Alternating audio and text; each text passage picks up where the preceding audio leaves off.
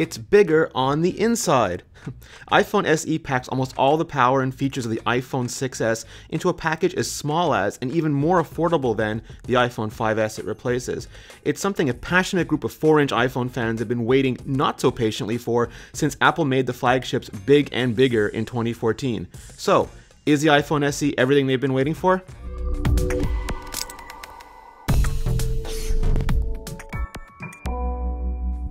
I used a 4-inch iPhone from when Apple introduced iPhone 5 in 2012 until the company introduced iPhone 6 Plus in 2014.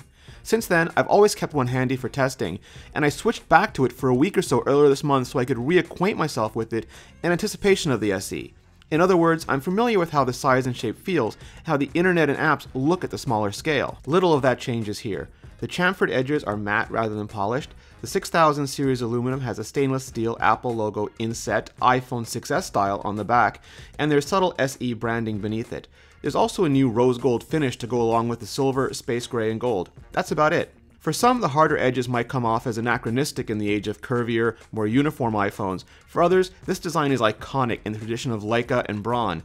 Either way, iPhone SE is as easy to hold and use one-handed as ever. It simply slots right into my palm, even as my thumb easily arcs from corner to corner. Everything's a compromise though. With iPhone SE, what you gain in on-the-go usability, you do lose in display real estate. At 4 inches, you can't fit and see anywhere nearly as much content on an SE as you can on the 1334 by 750 iPhone 6s, or the enormous by comparison 1920 by 1080 iPhone 6s Plus. You don't get as much interface, you don't get as much text, and you obviously don't get the Plus's 2-column view and landscape. What you do get is a phone you don't have to juggle or resort to reachability mode to use. That's especially useful for when you're walking around, carrying things, or simply hurrying about your day. You also don't get 3D touch. That's the pressure-sensitive technology found on Apple's iPhone 6s. It's a disappointing omission, even though iPhone SE is technically a special edition iPhone 5s rather than a shrunken iPhone 6s.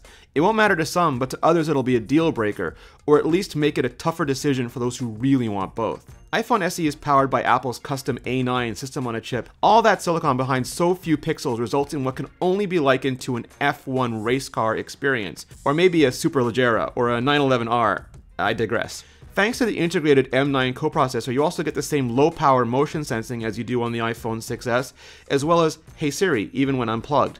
That makes it super convenient to control your iPhone SE simply with the power of your voice. Storage starts at 16 gigabytes, which will no doubt have tech reviewers rolling their collective eyeballs so hard. For mainstream customers though, the 64 gigabyte model should be the go-to. Apple claims 14 hours of talk time along with 13 hours of internet and video playback, 50 hours of audio, and 10 days of standby.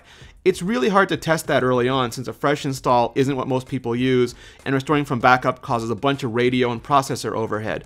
I'll be keeping an eye on it though, and will update with my findings, including whether or not I can keep up with sustained Facebook drain. The other big improvements in this small package is the camera system. iPhone 5s had a cutting-edge camera for its time, but times have changed. We now live in the era of iPhone 6s style deep trench isolation and focus pixels. iPhone SE's updated 12-megapixel iSight camera offers both. There's also 1080p video at 60 frames per second and 4K at 30 frames per second, making iPhone SE a first-class movie shooting experience. The FaceTime camera is the same sensor as the iPhone 5s, but does benefit from the new image signal processor and from Retina flash. I'm not sure why it didn't get a bump to an iPhone 6s level 5 megapixels, because selfies really are a thing and really do need a better camera. Live photos are also here though. They combine an image with a video, so your memories have motion and sound attached. Since there's no 3D touch, you trigger live photos with a long press rather than a deep press. Touch ID, Apple's fingerprint identity sensor, is still first generation, but there's an NFC radio now, which means Apple Pay in any country and at any retailer that supports it. Enhancing iPhone SE hardware is iOS 9.3.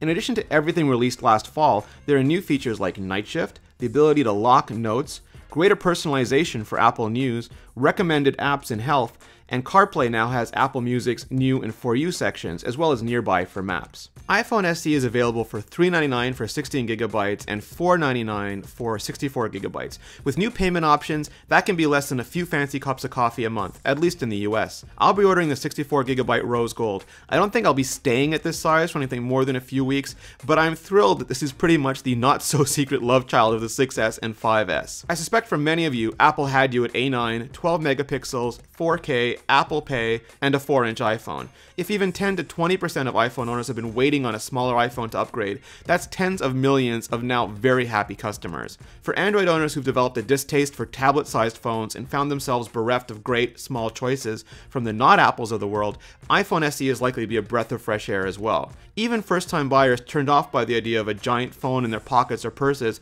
will likely find iPhone SE's more candy bar stylings more to their liking. If any of these scenarios describe you, if you want most of the latest technology and the best experience possible in as small and inexpensive an iPhone as possible, then you want the iPhone SE.